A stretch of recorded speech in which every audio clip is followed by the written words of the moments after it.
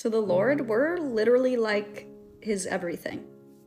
To a point that I don't even think any of you can really understand. I don't even think I fully understand.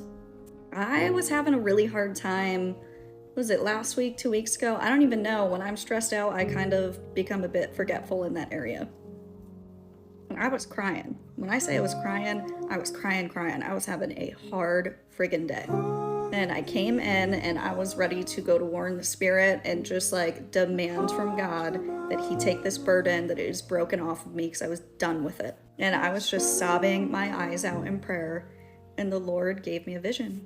And he showed me from his perspective what it's like when we're crying like that, when our hearts are heavy, when we are coming to him, when we are running to him and seeking help. And it was literally like from his perspective, I was on my knees and I was just sobbing my eyes out, but it was in heaven. And he was just around me, sort of just like shushing me, but not like shush, be quiet. Like he was trying to calm me down. And I could hear him. I could hear him so clearly. And don't get me wrong, I've heard him.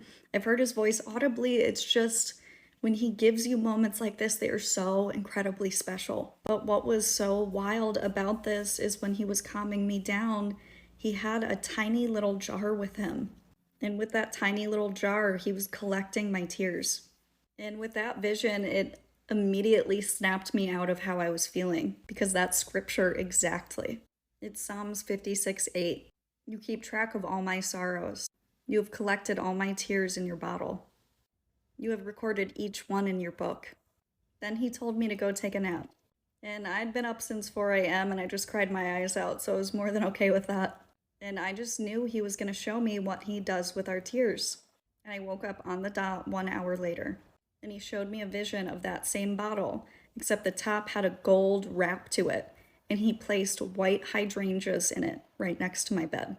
And I immediately thought of Psalms 126, 5-6. What they sow in tears, they will reap in joy. Not only are our tears so important to him that he collects them, we're going to reap joy from it. But not only that, in the spirit, he is so thoughtful enough that he literally took my tears and put flowers in it and put them next to my bed.